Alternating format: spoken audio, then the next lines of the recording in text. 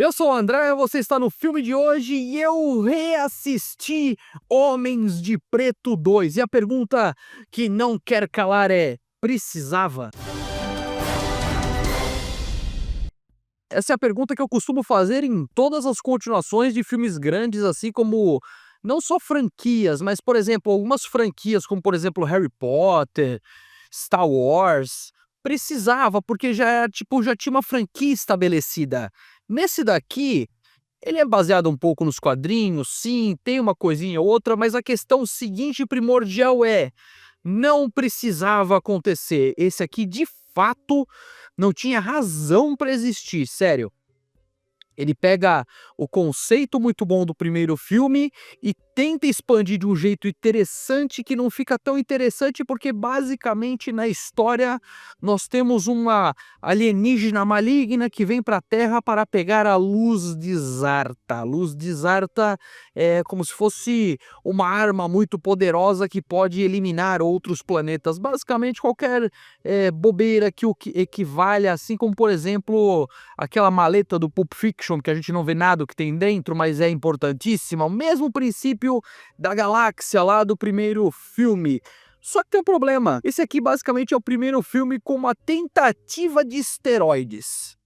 Ele acaba, infelizmente, estragando o bom final que teve no primeiro filme, que basicamente eles eliminam toda aquela graça que tinha no primeiro filme, porque basicamente era o personagem do Will e a nova parceira dele indo em busca de outras coisas. Legal. Nesse daqui, a parceira dele tá fora do jogo e eles têm que voltar a ir atrás do agente K, que teve a sua memória apagada no final do filme anterior. Então, basicamente, ele pega todo aquele drama do último filme e joga fora, porque o agente K e o agente J estão de volta mais uma vez agora trabalhando juntos, porque o único que tem a informação necessária sobre a Luz de Zarta é o K.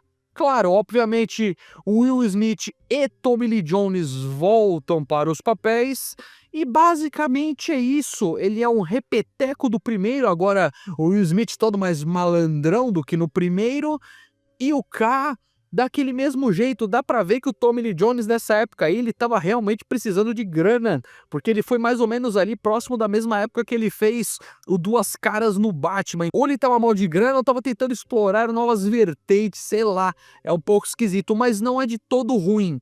O começo do filme é muito bom. Assim, de forma geral, sendo bem honesto com vocês, é um bom entretenimento. Você vai assistir, vai dar risada e tal. Não é um filme péssimo, terrível, catastrófico. Não, não. Divertido, bobo, que flui. Esse aqui, o interessante é assim, no começo dele nós temos meio que como se fosse um documentário fake que mostra como se fosse essa Luz de Zarta, como é que ela veio para a Terra, naquele documentário como, não sei se você vai lembrar do estilo Linha Direta que tinha aqui no Brasil, ou algum outro documentário genérico que possa ter nos Estados Unidos, ou aqueles filmes dos anos 50 que dá para ver a navezinha voando com fios invisíveis, esse tipo de documentário que sinceramente eu adoro, que eu acho muito divertido, no estilo daqueles do History Channel, que é os alienígenas do passado, só que imagina isso nos anos 70 e com pouco orçamento. Outra coisa que parece que tem pouco orçamento são os efeitos especiais desse daqui, porque aparentemente o filme ele tenta se basear muito mais nos efeitos especiais do que nos práticos em relação ao filme anterior. Por quê? Porque os efeitos visuais desse daqui estão bizarros. Sério, tá meio esquisito. Do primeiro tá muito bom. Nesse daqui dá pra ver que é um bonecaço, dá pra ver que eles estão interagindo com um negócio que não tá ali.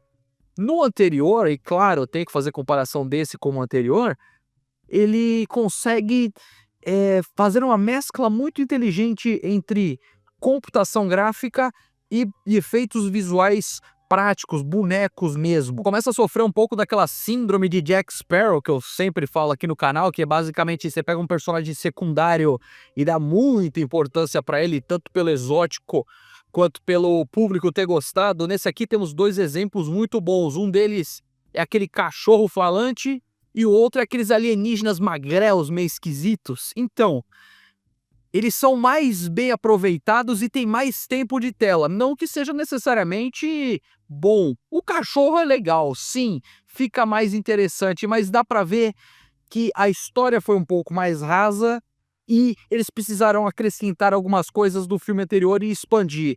A vilã, por exemplo, genérica e relevante, mas o mais importante de tudo, o Will Smith e o Tommy Lee Jones. Esses dois funcionam lindamente em tela. É incrível ver eles dois juntos e é o que faz o filme funcionar de forma geral. Ele não se leva a sério e, obviamente, a gente também não tem que levar ele a sério para fluir o filme. É claro, se você começa a ficar vendo minúcias, ele começa a ser irritante. Mas, de forma geral, Homens de Preto 2 não é uma continuação ruim, só desnecessária. Você assistiu MIB, Homens de Preto 2? O que você achou? Deixa aqui nos comentários. Obrigado por ter assistido o vídeo. Não se esqueça de se inscrever aqui no canal. Tchau, tchau e até a próxima.